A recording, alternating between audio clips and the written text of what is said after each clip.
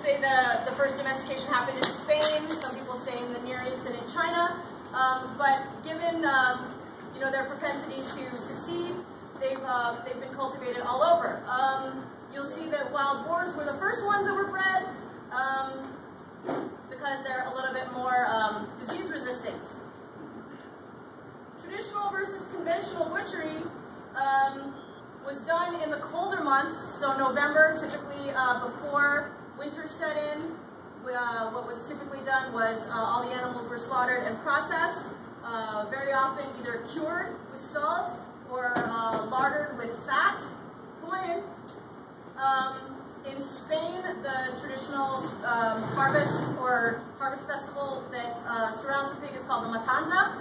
So basically they start with the blood, and when the pig is slaughtered, the blood is actually bled out from the pig on a table, and the blood actually needs to be mixed so that it doesn't coagulate, and then it's set aside. And usually what's left over is a small amount of coagulant that's left, and then the rest of the blood is usable for sausage. What I found in my experience with both the Austrian butchers and the French butchers is that the production cycle is very similar. You're going to start with your most perishable components, like the blood, like the organs, and you are going to work your way through the production cycle.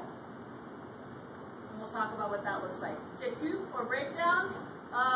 For a small family operation like the one that we saw, the pigs are taken to an abattoir, very similar to what we would do here in the States. How many of you are familiar with the mobile butcher unit that we have here in Washington State? No? Yes? No? Well, we actually have the butcher unit that we have in Bow was actually designed from the ground up. It goes to a lot of the island farmers like Nick Jones and Sarah Jones on Lopez Island, which enables them to get USDA certification on their product, which enables them to sell it to the public and to restaurants.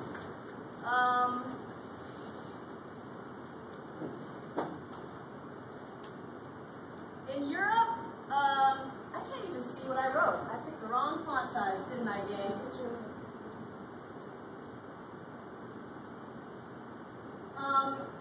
In Europe and in Germany and France, you actually find slight differences based on breed.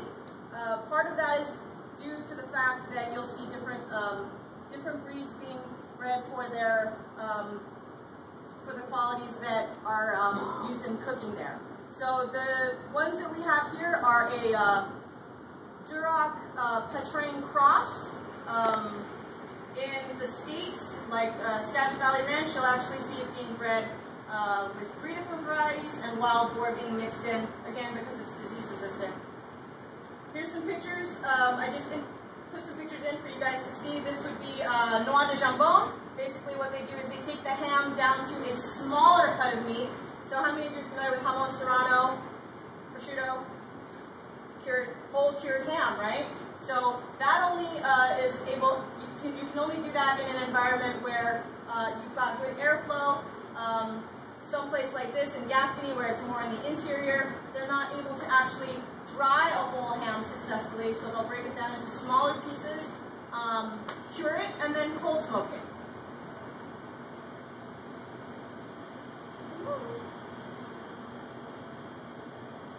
Another thing that's done that I think is a little bit different is natural fermentation is used. So commercially in the United States, what you'll see happening, someone who's making a commercial air-cured sausage is going to be using a commercial starter, like Bactofirm, and what that enables us to get is that characteristic tang of the lactic acid that is present in the sausage. However, in France, because the pigs are grown to a little bit older, they're grown to 12 months, there's a little bit more amino acid development in the tissue, they're actually allowed to air cure in what's called an étuve, and the natural bacterial process will happen. So the flavor is characteristic of the pig and of the region. So this is the sausage before it's actually put into the étuve. And then this is after it comes out of the proofer, if you will, and goes into the cave. So at this point, there's a natural mold that exists on the other sausages, and it inoculates the new sausages that go in. head cheese with the oldest member of the Chapelard family. I think I got smacked on the head a couple times for missing a bone here and there. So this would be an example of the cuts that are present in French butchery. And there's the United States. Gotta love it. Seam butchery. So I'm going to let Shannon take over, chef. Seam butchery basically is all about breaking it down at the natural delineation of the seams. So when we talk about pig, how many cuts do we have? How many primals, if you will? Chefs? Whoever. Come again? I said you got chopped, roasted, tenderloin, let's see. Your ham. Yeah? Shoulder. What's this one? Shoulder. Shoulder. Head and shoulder. No, I'm just kidding.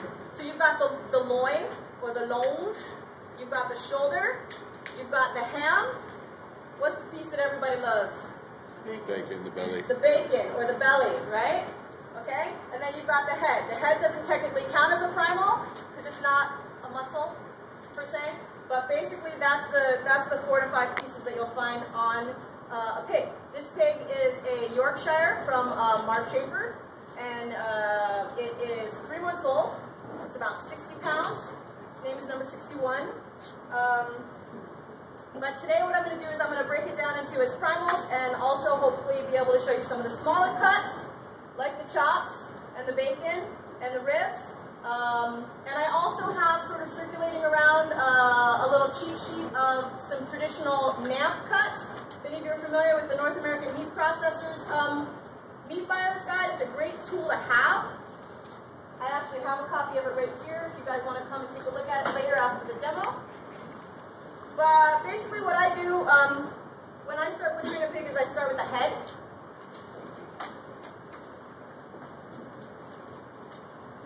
And I'm going to take it right below the jowl.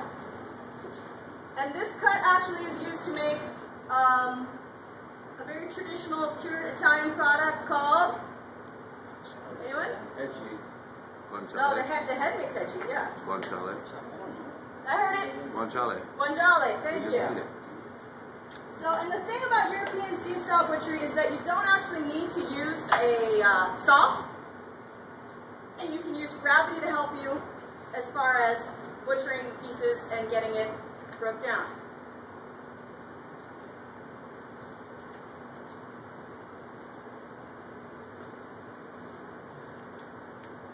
Anyone have any questions for me so far? Because I'm going to start going into my little space where I'm talking less and cutting more. Why did they butcher the pig at 3 months? Why didn't they go later? Well, because this breed actually grows fairly quickly, and so at 3 months, this was the size specification. And so it's always consumer-driven, right? You always want to go with the product that your client wants. You want to come over here? And hold the pig. Hold your pig, Shannon. Hold your pig. Okay, so there's our head. When we turn that into head cheese, basically we're going to brine that for 7 days, and then we're going to slow simmer it, and then we shall bake it just to set it as a loaf would. Okay.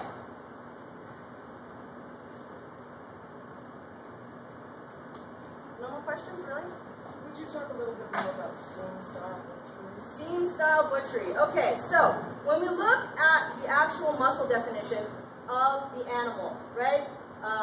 One gentleman pointed out we've got the ham, right, and we've got the shoulder.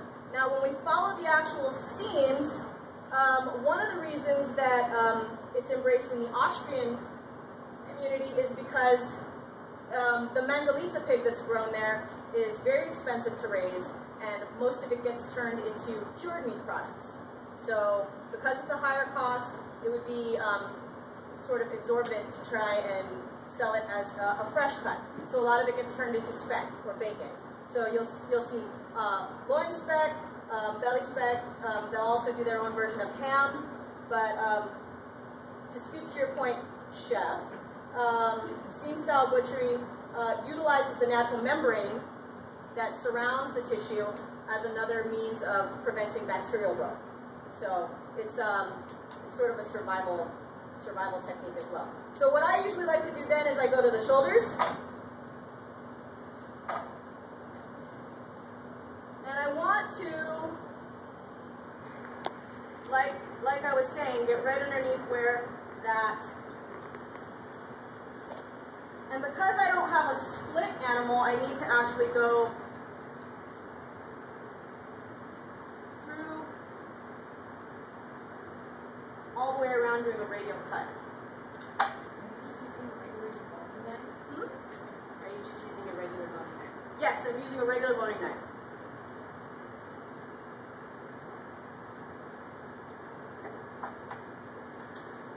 And a regular saw.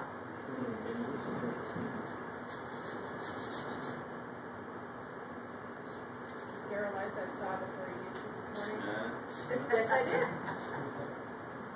No, it's still dirty from the last pig. So the other thing that I thought that I really appreciated when I was studying with the Austrians is they had very little waste because the pig is so expensive to raise.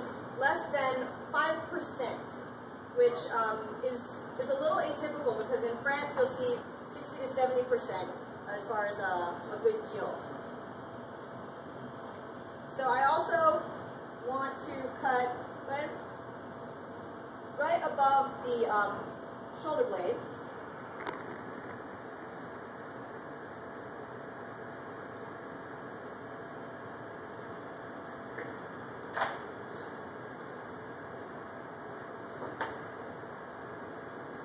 So say like in reference of what you're doing right now, that would be just like if he was, say like if he was doing the chicken, like he going the chicken, Yeah.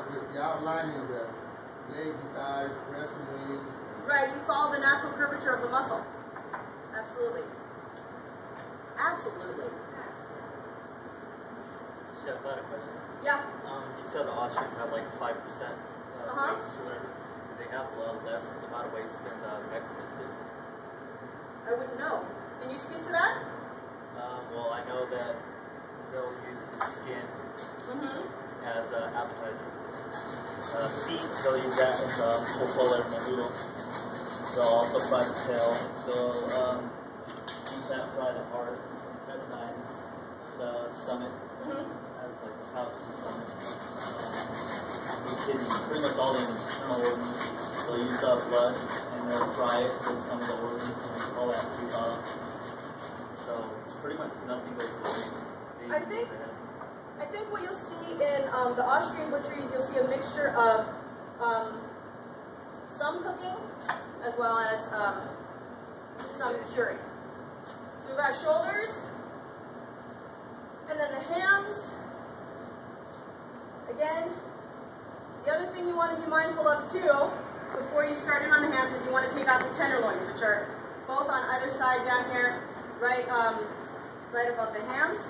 I'm going to take those out. The other thing you want to do as you're butchering is you want to check the lymph nodes, because the lymph nodes are going to be an indication of the health of the animal. So you should see something that's not super yellow. A little bit gray is fine, but too yellow indicates that the animal did get some antibiotics during its lifetime. Can you see those in ours? Yeah, a little bit. I have a question. Yeah. So, a couple trips ago, we made blood sausage. And here we picked up some blood from the grocery store. You had said when you were asking that they mixed the blood, what they mix it with to stop the coagulation? They just mix it by hand. Mix it by hand. But one of the tricks that you can do is actually if you want to make blood sausage and you're buying blood from a local market, which is not uncommon, there's one tenderloin. You can mix it in a blender, and it'll just redistribute. But I think vinegar, I believe, is what you can use also to prevent coagulation. At least so I've been told.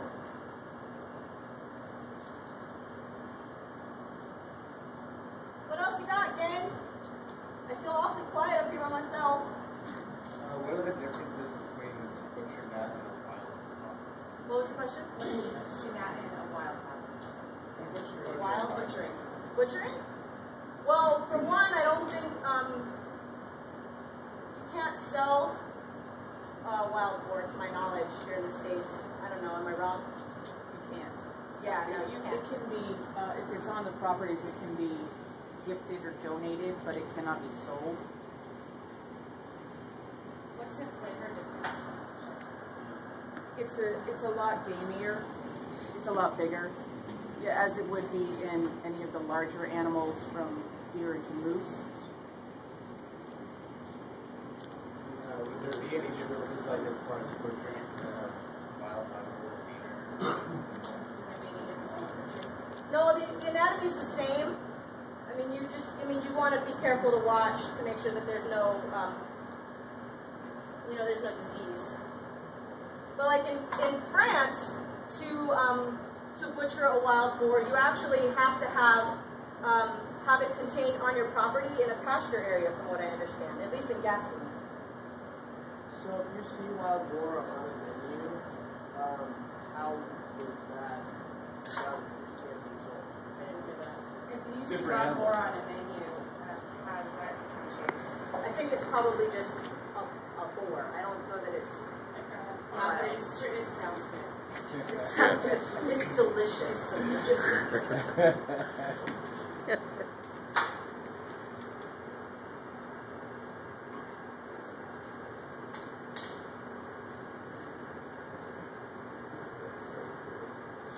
Okay, so that's the hindquarters, and I'll break those down a little bit as well. Basically now at this point what I want to do is I want to take off these sternum bones, and then I'm going to take the belly, and then I'm going to split the sides.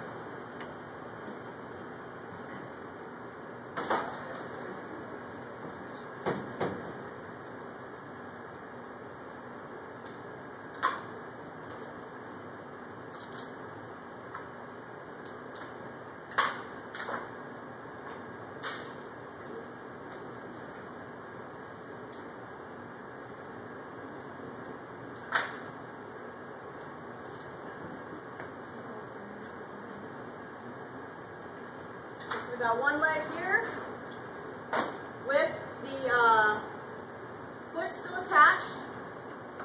This one you've got the tail still attached. Are you going to be skin this? Yes. And make chicharrones. Chef, when you Yes. separate the ham from the ribs, are you separating right where the ribs are meeting at the pelvis, or are you leaving any of the vertebrae? Where the ribs end? Yeah, Yeah, where I'm the taking ribs it right. I'm taking it right down to where the ribs end. Right where the Right ribs at end. Okay. the lumbar. Okay, so we got the hams. How much you on time, Chef? Chef, would you get a cleaner cut with, say, a chef knife or a cleaver rather than a boning knife, or would it be,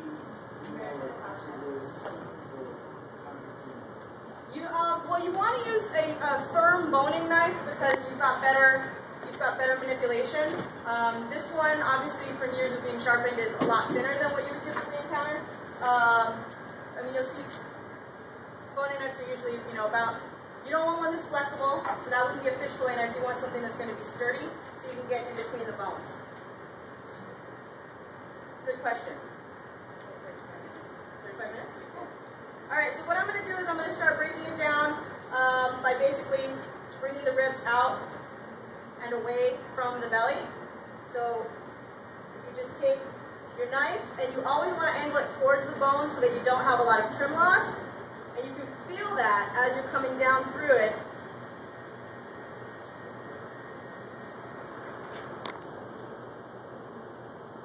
So you see how I'm taking my knife and I'm angling it that way? That gives me a lot better yield.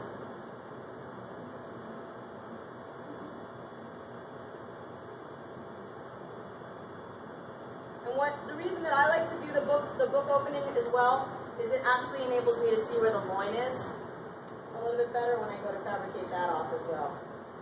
Chef, are you going to pull chops off one side and the loin off the other? Am I going to what? You're going to pull chops off of one side and the loin off I think I'm going to leave the loin you were going to pull chops off, we've got two ends, right? So you've got the eye right there, and then you've got the shoulder end of the chops up here.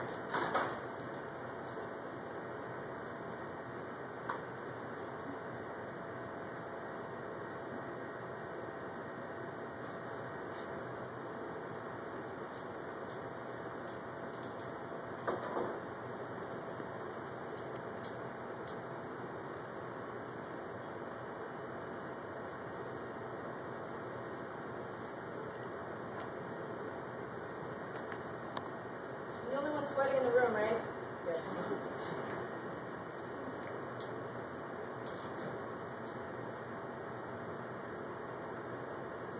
Chef, what do you have planned for this weekend? Well, What the bride wants.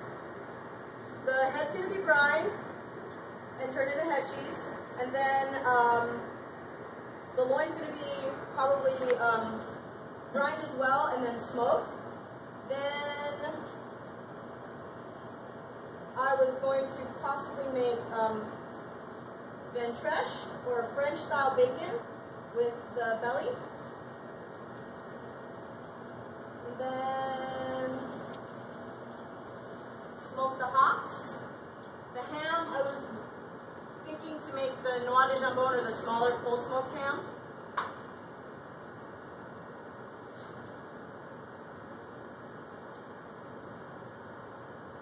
Pate, shoulder.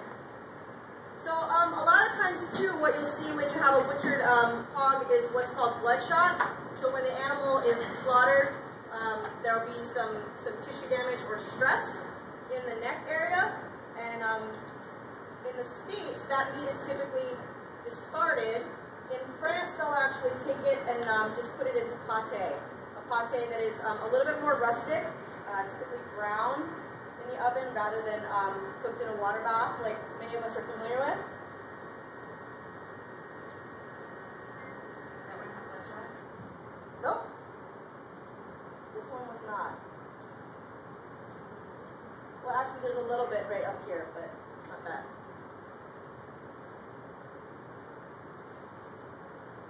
Why are you asking so many questions about the pig, chef? I'm just wondering, you know. I'm for the student chef. Yeah.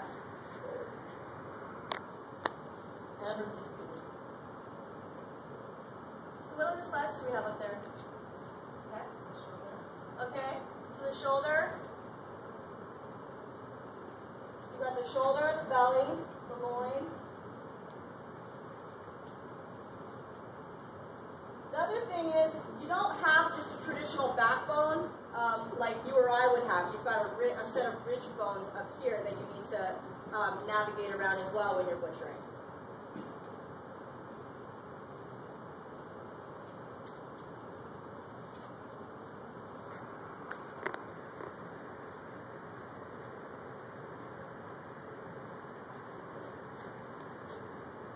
Chef, Yes?